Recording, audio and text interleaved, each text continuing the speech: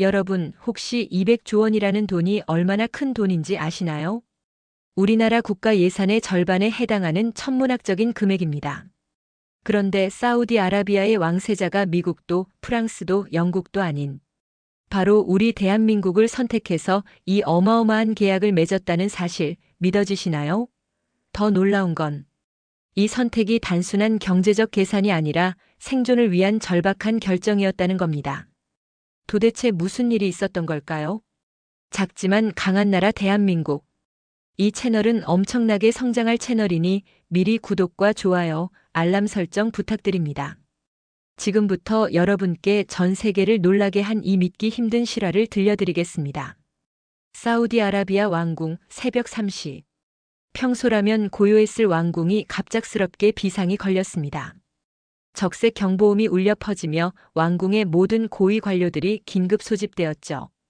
회의실로 뛰어들어온 국방부 장관의 얼굴은 창백했습니다. 폐하 이란군과 친이란 민병대가 우리 국경에서 불과 50km까지 밀고 들어왔습니다. 회의실이 순식간에 아수라장이 되었어요. 장관은 떨리는 목소리로 계속 보고했습니다. 현재 우리 방어 시스템으로는 48시간도 못 버틸 것 같습니다. 왕세자의 얼굴이 굳어졌습니다. 사우디아라비아는 세계 최대의 석유 보유국이지만 정작 자국을 지킬 수 있는 확실한 방어 체계가 없었던 거죠. 지금까지는 미군이 주둔하고 있어서 어느 정도 안전했지만 이번 위기는 차원이 달랐습니다. 이란이 국경을 넘는 순간 왕국의 운명이 끝날 수도 있는 상황이었어요. 회의실의 모든 시선이 왕세자에게 집중되었습니다. 과연 어떤 결정을 내릴까요?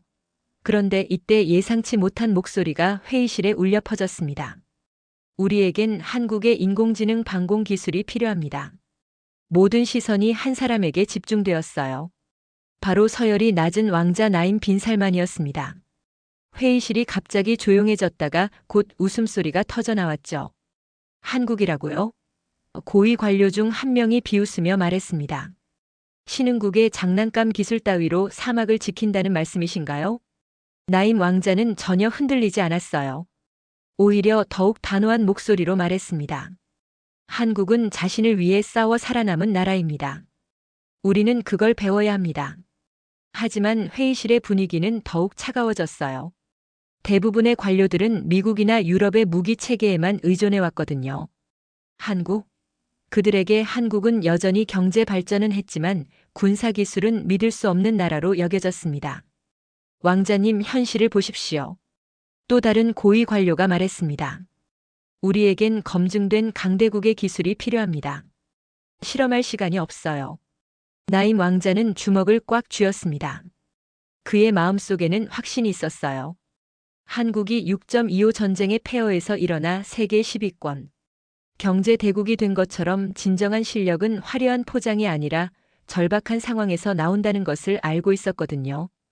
그 후 며칠 동안 사우디 왕궁은 마치 국제 박람회장 같았습니다.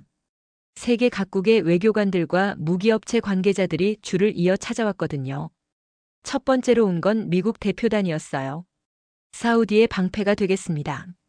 그들은 자신만만하게 말했죠. 하지만 조건이 만만치 않았어요. 미군 기지를 확장하고 석유 계약 조건을 재협상하자는 것이었습니다. 영국 대표단은 더욱 교묘했어요. 왕세자의 개인 취향까지 철저히 조사해 왔거든요. 왕세자께서 골프를 좋아하신다는 소식을 들었습니다. 영국에서 가장 좋은 골프장을 준비했습니다. 맞춤형 친밀 전략이었죠. 프랑스는 라팔 전투기와 함께 항만 운영권까지 요구했습니다. 각국 대표들의 발표는 화려했어요. 홀로그램과 3차원 영상을 동원한 최첨단 발표 자료, 수십 명의 전문가들이 동원된 설명회가 연일 계속되었습니다. 하지만 왕세자는 불편함을 감출 수 없었어요. 세상은 우리를 삼키려 하지만 아무도 우리를 지키진 않는다는 생각이 머릿속을 맴돌았거든요. 모든 제안이 사우디를 보호해준다고 했지만 실제로는 사우디를 더욱 의존적으로 만드는 내용들이었습니다. 그런데 이상한 일이 벌어졌어요. 한국에서 온 제안서는 달랑 종이 2장뿐이었거든요. 화려한 발표도 수십 명의 대표단도 없었습니다. 단지 조용히 제출된 A사 용지 2장. 한국은 보호자가 아닙니다. 파트너가 되려 합니다라는 간단한 문구가 적혀 있었어요. 회의실에서 이 제안서가 공개되자 관료들이 일제히 터져 나왔습니다. 이게 뭡니까? 장난하는 건가요?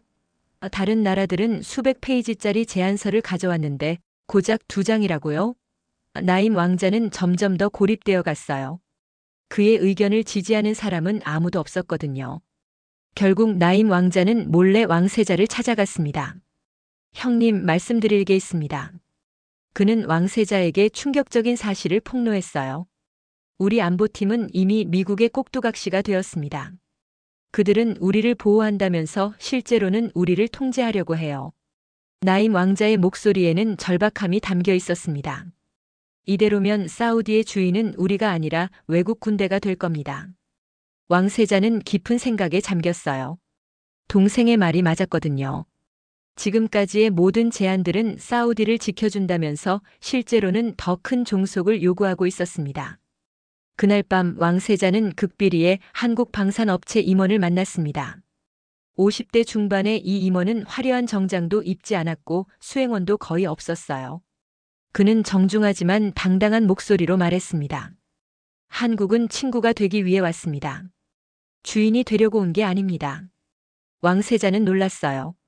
다른 나라 대표들과는 완전히 다른 접근이었거든요. 한국 임원은 계속해서 설명했습니다. 저희는 계약보다 신뢰를 우선합니다. 그게 우리가 살아남은 방식입니다. 그는 한국의 역사를 간단히 설명했어요. 강대국들 사이에서 살아남기 위해 자주 독립을 지켜온 경험, 그리고 그 과정에서 터득한 진정한 파트너십의 가치를 말이죠. 왕세자님, 한국은 사우디가 강해지기를 원합니다. 왜냐하면 진정한 파트너는 서로 강할 때 더 큰 힘을 발휘하기 때문입니다. 이 말이 왕세자의 마음을 움직였어요. 지금까지 들었던 모든 제안들은 사우디를 보호해주겠다는 것이었는데 한국만이 사우디가 스스로 강해지기를 원한다고 말했거든요. 한국 임원은 마지막으로 이렇게 말했습니다. 우리는 여러분이 필요할 때 도움을 드리고 필요 없을 때는 조용히 물러날 줄 아는 친구가 되고 싶습니다. 왕세자는 이때 확신했어요. 한국이야말로 진정한 파트너라는 것을 말이죠. 다음 날 아침 왕세자는 모든 고위 관료들을 소집했습니다. 그리고 폭탄 같은 사실을 공개했어요. 바로 내부 부패와 미국, 프랑스 로비의 실태였습니다. 여러분 중 일부는 이미 외국 업체들로부터 거액의 로비를 받았습니다. 회의실이 순식간에 아수라장이 되었어요. 왕세자는 차분하지만 단호한 목소리로 계속 말했습니다. 증거는 모두 여기 있습니다. 그는 서류 뭉치를 테이블에 던졌어요. 그 안에는 각국 업체들이 사우디 관료들에게 제공한 뇌물과 특혜의 목록이 적혀 있었거든요. 일부 관료들은 변명을 시도했지만 왕세자는 들어주지 않았어요. 자주 없는 보호는 노예일 뿐이다. 사우디는 스스로 지킬 것이다. 이 한마디가 회의실을 완전히 장악했습니다. 50년 넘게 외국에 의존해온 사우디의 안보 정책이 이 순간 완전히 바뀐 거예요. 왕세자는 마지막으로 이렇게 선언했습니다. 우린 약하지 않다. 단지 진짜 친구가 필요했을 뿐이다. 그 순간 나임 왕자의 눈에 눈물이 고였어요. 자신의 신념이 마침내 인정받는 순간이었거든요. 이제 진짜 시험이 남았습니다. 과연 한국의 기술이 실전에서도 통할까요? 운명의 날이 왔습니다.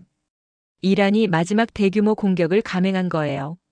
수백 대의 드론과 미사일이 사우디 영공으로 날아왔습니다. 기존 방어 시스템으로는 도저히 막을 수 없는 규모였어요. 사우디군은 절망했습니다. 이번엔 정말 끝났다는 말이 나올 정도였거든요. 그런데 이때 긴급히 투입된 한국의 인공지능 방공 시스템이 작동하기 시작했어요. 처음에는 아무도 기대하지 않았습니다. 과연 실전에서 통할까? 모두가 의구심을 품고 있었거든요. 하지만 놀라운 일이 벌어졌어요. 한국 시스템은 15분 만에 모든 공격을 완벽하게 차단했습니다. 드론들이 하나둘씩 격추되고 미사일들이 목표에 도달하기도 전에 요격되었어요. 사우디군 지휘관들은 믿을 수 없다는 표정으로 레이더 화면을 바라봤습니다. 15분 만에 하늘이 다시 우리 것이 되었다는 것이 현실이 된 거죠. 가장 놀라운 건 한국 시스템의 방식이었어요. 단순히 적을 격추하는 것이 아니라 앞으로의 공격까지 예측해서 선제적으로 대응했거든요. 이란군은 완전히 당황했습니다. 자신들의 작전이 모두 간파당한 거예요. 사우디 왕궁에서는 환호성이 터져 나왔습니다. 마침내 진정한 방어막을 얻게 된 거죠. 전 세계가 이 결과를 지켜보고 있었어요. 특히 미국과 프랑스 언론들은 처음에 조롱 섞인 보도를 했습니다. 사우디가 한국 기술에 운명을 맡겼다면서 비아냥거렸거든요. 하지만 한국 시스템의 완벽한 실전 대응 영상이 전 세계에 퍼지자 분위기가 완전히 바뀌었어요. 왕세자는 전 세계를 향해 역사적인 선언을 했습니다. 200조 계약 한국에 맡기겠다. 이 발표가 나간 후 CNN을 비롯한 서구 언론들은 일제히 침묵했어요. 조롱하던 목소리들이 순식간에 사라진 거죠. 대신 한국의 기술에 무릎 꿇은 중동이라는 헤드라인이 전 세계 신문 일면을 장식했습니다. 한국은 이제 더 이상 선진국을 따라가는 나라가 아니라 새로운 기준을 제시하는 나라가 된 거예요. 특히 50대 이상 세대에게는 더욱 감동적이었죠. 자신들이 젊었을 때 가난했던 나라가 이제 세계 최강국들과 어깨를 나란히 하는 모습을 보게 된 거니까요. 나임 왕자는 형인 왕세자에게 말했어요. 형님이 내린 결정이 우리나라의 운명을 바꿨습니다. 왕세자는 미소를 지었어요. 아니다. 너의 신념이 우리를 살렸다. 두 형제는 서로를 껴안았습니다. 이제 사우디아라비아는 진정한 의미에서 독립국이 될 수 있었거든요. 이 이야기가 우리에게 주는 교훈은 분명합니다. 진정한 힘은 크기에서 나오는 것이 아니라 신뢰에서 나온다는 것이죠. 한국이 200조 원이라는 천문학적 계약을 따낸 이유는 가장 강해서가 아니라 가장 믿을만해서였습니다. 작지만 강한 나라 대한민국의 진가가 전 세계에 증명된 순간이었어요. 당신의 구독은 우리의 진짜 이야기를 세상에 알리는 힘이 됩니다. 다음 내용도 궁금하시다면 구독과 좋아요, 알람 설정 꼭 잊지 마세요.